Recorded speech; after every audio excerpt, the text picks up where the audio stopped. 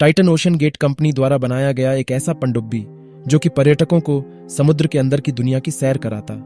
और इस बार यह सबमरीन 5 लोगों के साथ टाइटैनिक शिप का मलबा देखने के लिए उत्तर अटलांटिक महासागर की गहराई में उतरा था। ये वही टाइटैनिक है जो कि 1912 में एक बर्फ के पहाड़ से टकराकर डूब गया था और करीब 70 सालों के रिसर्च के बाद इसका मलबा मिला था। अगर आप टाइटैनिक के बारे में और विस्तार से जानना चाहते हैं तो इस वीडियो के डिस्क्रिप्शन बॉक्स में उस वीडियो का लिंक है। टाइटैनिक से जुड़े सारे सवालों के जवाब आपको उस वीडियो में मिल जाएंगे। तो चलिए आज के टॉपिक पर वापस आते हैं। टाइटन सबमरीन हादसा 2023 में घटी एक ऐसी घटना है कि जिसने 1912 में हुए टाइटैनिक शिप हादसे की यादों को ताजा कर दिया है। आखिर किन किन गलतियों के कारण यह हादसा हुआ और इस सबमरीन का टाइटैनिक शिप के साथ क्या संबंध जानेंगे आज के इस वीडियो में। पहली बात तो ये कि टाइटन एक सबमरीन नहीं बल्कि एक सबमर्सिबल था। यह सबमरीन और सबमर्सिबल होते तो दोनों पनडुब्बी ही दोनों पानी के अंदर ही चलते हैं, पर दोनों में थोड़ा सा डिफरेंस है क्योंकि एक सबमरीन सबमर्सिबल के मुकाबले काफी ज्यादा बड़ा और काफी ज्यादा मजबूत होता है। इसमें कई सारे लोग एक बार में कई दिनों के लिए रह सकते हैं और आजकल के सबमरीन तो इतने बड़े और ताकतवर आने लगे हैं कि उनमें परमाणु हथियार भरे होने के बावजूद 100 से भी ज्यादा लोग महीनों तक रह लेते हैं। लेकिन सबमर्सिबल में ऐसा नहीं होता। इसमें बहुत ही कम लोगों के रहने की जगह होती है और ऑक्सीजन भी कुछ ही दिनों के लिए होता। और सबसे बड़ी बात, यह खुद से पानी में भी नहीं जा सकता।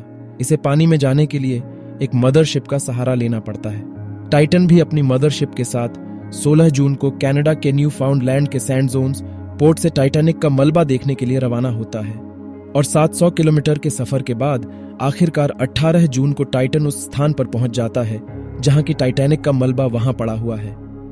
वहां पहुंचने के बाद टाइटन को 5 यात्रियों के साथ पानी में उतारा है, जिसके अंदर टाइटन सबमर्सिबल को बनाने वाली कंपनी ओशन गेट के सीईओ स्टॉकटन रश भी मौजूद होते हैं। इनके अलावा दूसरे यात्री थे हेमिश हार्डिंग, जो कि मर्यादा ट्रेन्स की गहराइयों में भी गोता लगा चुके थे। तीसरे थे फ्रांसीसी नौसेना के पूर्व गोता और पॉल हेनरी। इन्हें टाइटैनिक शिप के मलबे के बारे में बहुत कुछ पता था। और बाकी 2 यात्रियों में ब्रिटिश बिजनेसमैन सज्जादा दाऊद, जो कि पाकिस्तान के रहने वाले थे, वह अपने 19 साल के बेटे सुलेमान दाऊद के साथ समरसेबल के अंदर सवार हुए। ये पांचों के पांचों अरबपति थे जो कि अपने शौक को पूरा करने के लिए लाखों रुपए खर्च करके सिर्फ एक जहाज के मलबे को देखने के लिए जा रहे थे। लेकिन उनको यह नहीं पता था कि उनका शौक ही उनके मौत का कारण बनने वाला है। 18 जून को सुबह के 9:30 बजे इन पांचों यात्रियों को समरसेबल के साथ पोलर प्रिलिम्स, जो कि टाइटैन की मदरशिप थी, उससे नीचे उतार दिया जाता है। यह लोग टाइटैनिक के मलबे को बेहद ही करीब से देखने के लिए समुद्र की गहराइयों में निकल पड़ते हैं। इन्हें अपनी मंजिल तक पहुंचने में 2 घंटे का समय लगना था, क्योंकि जिस जगह पर मदरशिप खड़ा था उससे टाइटैनिक का मालवा व समुद्र के नीचे 4 किलोमीटर की दूरी पर था। टाइटन बड़े ही मजे से सफर करता हुआ गहरे पानी में जा रहा होता है। कोई दिक्कत नहीं आती। मदरशिप को सिग्नल भी अच्छे से मिल रहे होते हैं। लेकिन 1 घंटे और 45 मिनट के सफर के बाद टाइटन को मदरशिप से सिग्नल मिलना बंद हो जाता है। इधर अपने निर्धारित समय से 15 मिनट पहले ही सबमर्सिबल का सिग्नल टूट जाता है। लेकिन पोलर पुलिस में बैठे हुए ओशन गेट के क्रू मेंबर्स अभी भी टेंशन फ्री होते हैं। उन्हें कोई खास फिक्र नहीं हो रही थी, क्योंकि इतनी ज्यादा गहराई में अक्सर मदरशिप और समरसेबल से सिग्नल टूट जाते हैं। फिर समय गुजरता है, कुछ घंटे बीतते हैं और समरसेबल के ऊपर आने का समय हो जाता है।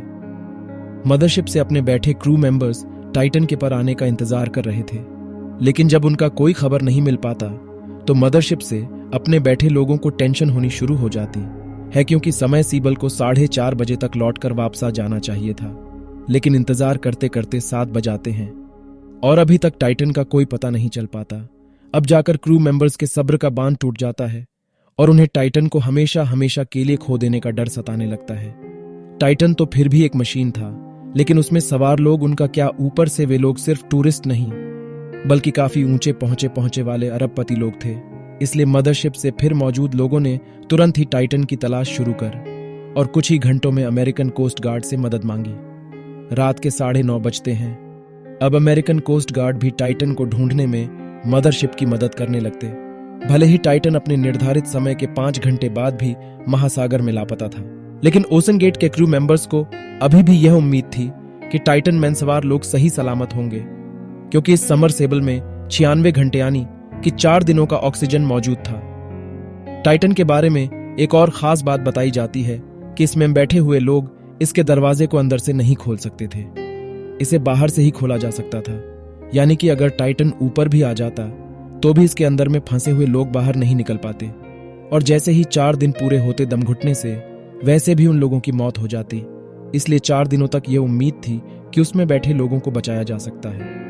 अगले दिन यानी कि 19 जून को और भी कड़ी रिसर्च शुरू कर दी जाती है। कनाडा और फ्रांस से बड़े बड़े शिप और एयरक्राफ्ट्स को मंगवाए जाते हैं। जब एयरक्राफ्ट्स और शिप से भी बात नहीं बनती है तो पानी में गहराइयों तक जा सकने वाले रोबोट्स को मंगाया जाता है। 2 दिनों तक बहुत ही कड़ी छानबीन की जाती है, लेकिन टाइटन का अभी भी कुछ पता नहीं चल पाता। पर रिसर्च अभी भी जारी थी, क्योंकि ओशन गेट के क्रू मेंबर्स हार मानने के लिए तैयार नहीं थे। वो किसी भी कीमत पर समरसेबल को ही सलामत बाहर निकलना चाहते थे, क्योंकि बात सिर्फ समरसेबल की नहीं बल्कि उसमें बैठे हुए 5 अरबपतियों की थी। आखिरकार 22 जून को पानी के नीचे जब टाइटैनिक जहाज के मलबे के पास रोबोट्स भेजे जाते हैं तो उन्हें टाइटैनिक के मलबे से करीब 500 मीटर की दूरी पर टाइटन समरसेबल का एक टूटा हुआ हिस्सा दिखाई देता है, और तभी कंफर्म हो जाता है कि टाइटन और उसने सवार लोग अब हमेशा हमेशा के लिए इस दुनिया से अलविदा हो चुके हैं। दरअसल समुद्र के अंदर 4 किलोमीटर नीचे जाने पर दबाव कई गुना बढ़ जाता है, और यह दबाव एक तरफ से नहीं बल्कि सभी दिशाओं से लगता है। ऐसा अंदाजा लगाया गया है कि टाइटन समरसेबल पर ठीक उतना ही दबाव लगा होगा जितना कि किसी आदमी के शरीर पर 1 लाख हाथियों को रख देने पर लगेगा।